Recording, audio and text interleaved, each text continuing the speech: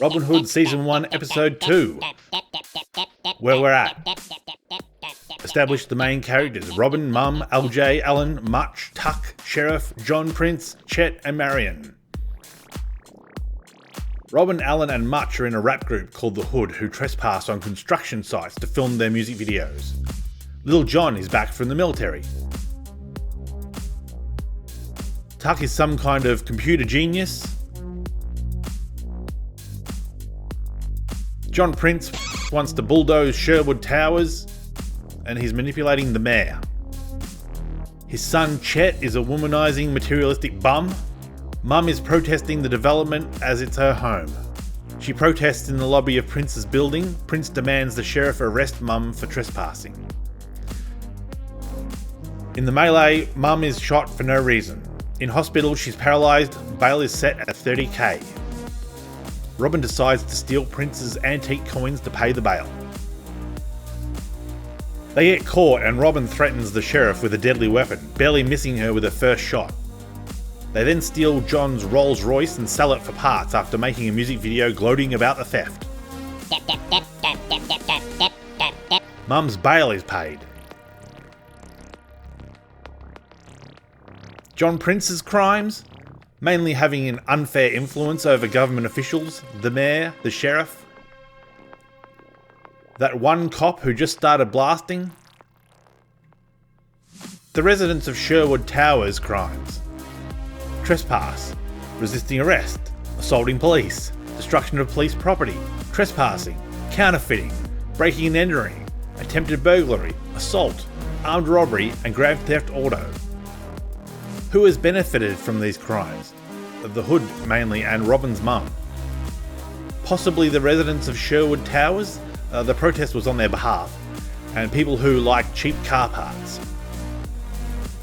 The episode starts with a shot of the main character, axe infinitely fresh.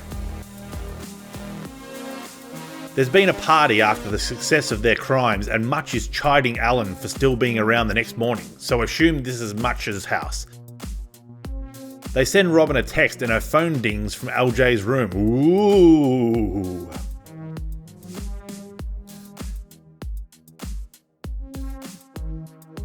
LJ and Robyn share a bed, but LJ is in shorts and t-shirt and on top of the covers, while Robyn is fully dressed under the covers.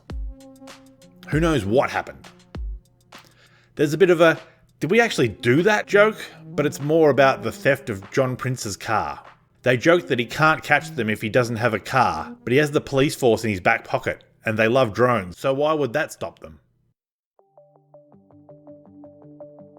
Much and LJ share a house, or are brother and sister? I don't know. Robyn leaves, but the police have their drones on the lookout. They actually have a designated drone pilot, and he has the dorkiest helmet on. It's got to be some sort of VR headset for drone flight, but it looks like homemade Google Glass. Reminds me of Rick Moranis. Or maybe it's his cousin, Rick Moranis.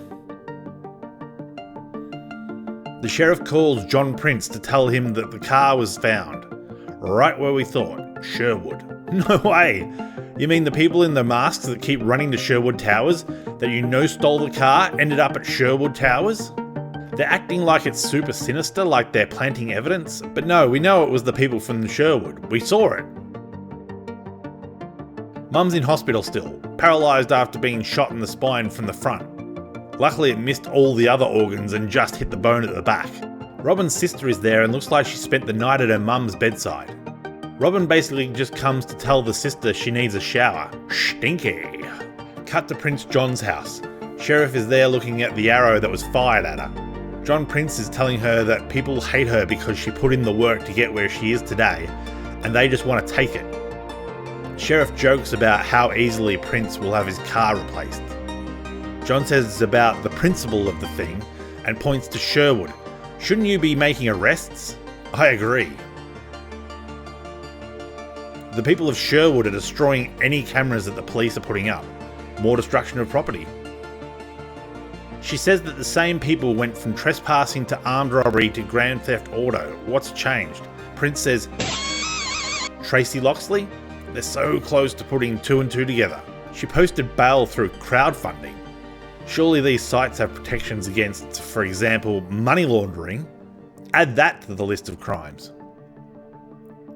Chet enters and asks if the forensic guys are going to be searching his room because there's a lot of DNA sheets. Classic Chet. They ask why the thieves used Chet's keycard. He says, "Did I lose one?" They question this. One? He has heaps in his wallet, because if he's at some bird's house and he has to bail, he likes to have a spare. That makes no sense, because he has them all in his wallet. If he has one, he has them all. He didn't have one under the doormat just in case. Prince fires up and asks him if he's out of his mind. I would too if my kid let some burglars in through his own stupidity. However, we need to remember that Chet is the victim here. He was swindled, catfished. Robyn is the true crook. Wouldn't they have security footage of Robyn interacting with Chet twice in the days leading to the theft? The sheriff seems to have Tracy Loxley, Robyn's mum, as the prime candidate. Who else could it be? They have the motive, they have the opportunity. Robyn and her sister bump into David, who has some flowers for their mum. He knows she likes azaleas because she had one over her ear last spring. Stalker alert! Robyn says to go have some fun, but not too much fun. Only half empty the cookie jar. They made much more money from the car, and now they're talking about what to do with it. Robyn says they did the crime to bail her mum. Alan says we should buy food. Now you're talking. Much wants to save it for the bail fund. Does it only bail out people who were wrongfully accused, or do you bail out the person who mugged you in the alley last week? Alan says they can use the money from their next crime to pay for it. Robyn says, what about Lionheart Day? Is that the Robyn Hood version of Life Day? A legally distinct version of a real-life holiday? Mention of Lionheart gets LJ all misty-eyed and he starts fingering his ring.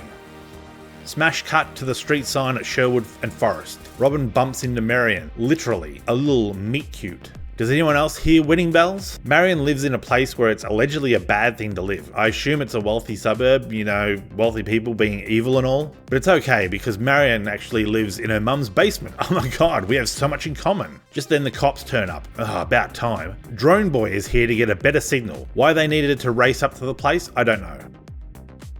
He's the only pilot, but there's at least 6 drones. Is he flying them all? Why not have a van he can sit in? Marion says to Sheriff, you can't do this. But the sheriff says it's public property and she has a warrant, so... Robyn's sister and David get detained because the sheriff is looking for Tracy Loxley's daughters, Robyn and Jill, ordered to their knees and cuffed, while the officers arresting them have their hands on their holsters. Gotta be prepared for these ruffians. They could pull out an Uzi 9mm any minute, even a phased plasma rifle in the 40-watt range. Robyn rushes to Much's apartment, says the cops are here, looking for the Hood. Robyn hides while Much opens the door to the sheriff. She's in the Hood too? Sheriff asks where she was last night. She was there with a good book. Then the cops radio saying they have the daughter, Jill Scarlett. The sheriff was just about to look around the corner Robyn was hiding in when she ups and leaves. Lucky. The sheriff is 5 meters down the hall when Robyn appears to want to chase her down and Much shouts, "Robyn, no!" I'm sure the sheriff would have heard that, and I doubt the sheriff will be walking around alone. Robyn tries to leave via the tunnels and gets confronted in the hallway. I mean, she was wearing a hood while they were looking for the Hood. She grabs a bag of garbage that an old woman is carrying and throws it at a cop, who gets bowled over by it and must have weighed all of 5 kilograms. The cops have Jill at her unit and for some reason they are tearing the place apart. They're looking for Robyn. Why tear apart a cushion? They're actually destroying property, smashing plates, throwing books. Are they looking for evidence? All 4 members of the Hood make it to the community centre. Tuck is absent, but I don't think he lives locally. Robyn wants to give herself up, because then she'll not look guilty. But Alan says, if they're arresting everyone, that means they don't know who they're looking for. Robyn says she needs an alibi.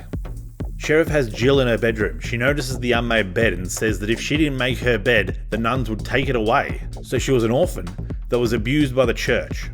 I'm feeling more sympathy for her by the day. The sheriff wants 4 names, 1 for each of the Hood. She threatens Jill by saying if she doesn't talk, someone else will, and they might name Jill. Where were you? But Jill has an alibi.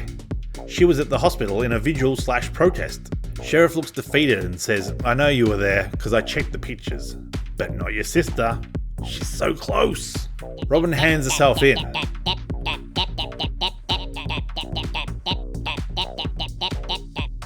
John Prince pays Tracy Loxley a visit in hospital. She's acting as if he was the one who shot her. She calls for a nurse, but he's asked for some privacy. He then talks about the paediatric wing down the hall named after him, but she's not impressed. She says, "You sent the cop who shot me," and he says, "Maybe avoid the slander as you're already in some legal trouble." He offers her a chocolate, but she refuses, so he helps himself, stone cold. He offers her $1 million, healthcare, and an accessible home, scholarships for her kids, and maybe even stem cell therapy to walk again, if she stops protesting Bill 121. Tracy says the worst thing about being paralysed is that she can't put her foot up his ass. That's assault, brother. He says, "Are you turning me down? Because if he leaves, he's not coming back." She says, "Good." So apparently his dad sold the land to the city, so the land belongs to the city. I assume Bill 121 is selling it back to Prince. Why would you develop land you don't own? He tells her good luck with this. She then throws away his flowers, but not the chocolates, because they're yummy in my tummy. The sheriff is interviewing Robyn. Robyn says, "How about arresting the guy who shot my mum?" The sheriff says, "Officer Redcap is on administrative leave, pending an investigation." Officer Redcap? Like, make America great again? Oof. For some reason, they question Robyn about having multiple employers. What's wrong with that? Is that bad? Apparently, because courier is a dangerous job, she must know how to fight. Robyn says anyone on these mean streets needs to know how to fight. Oh, but your phone was off during the robbery and you weren't at the vigil. Somewhere more important you had to be? She says she was crying in the park. Bold strategy considering you weren't. They're going to check the camera footage, but the website is down. Website? Okay. They can get it from the server though. Alan, Much and LJ go to the exact building that the servers are in at the exact right time. Now I worked in a job where I had to go into police server rooms and that's not how it happens. They ain't letting you in without ID. Plus, they're not covering their faces. It's good to see that white women aren't being let off the hook either. Got a real personality black hole working at reception. The sheriff says that Robyn's dad was a rapper in Mercia. She's humming the Hood song.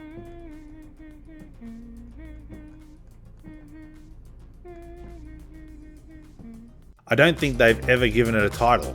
She actually makes it seem sort of melodic. They know that the leader is a woman, so that narrows it down. Much and Tuck are discussing anime, how very current. The server room has an LED rope in it. The server rooms I've been in need to be swiped in every door on the way, not just at reception. They don't let any member of staff have access. Otherwise, if something did go wrong, they'd not know who was in the server room at the time. Tuck says the footage is at 10 FPS, but it's more like 3. There just happens to have been a woman of approximately the same build in the park at the right time. Why couldn't they just plan to add a whole person, but then alter the plan due to the fortuitous circumstances? Most people would just delete the footage. Oops, we lost that drive bay. The police servers I worked on were backed up nightly, so I hope you got the backups.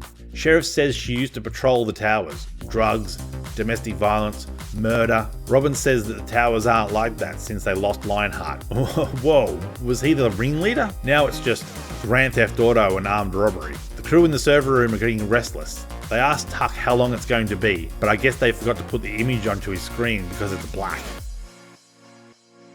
The receptionist brings the only remaining cop in to get the footage from the server. She just rips the drive from the cluster. Okay, whatever. But the cop hears something and goes to investigate. But there's nothing. Because they're all packed into a server cabinet, and the two guys were face to face. This show really seems to want to laugh at gay men, but it's totally cool with gay women. Luckily they uploaded the video in time. Tuck's doing some surgery on himself. Apparently it's to insert implants that release endorphins in response to stress. Where it gets the chemicals from, I don't know. Maybe it stimulates the body to produce its own? Yeah, that's probably what they meant.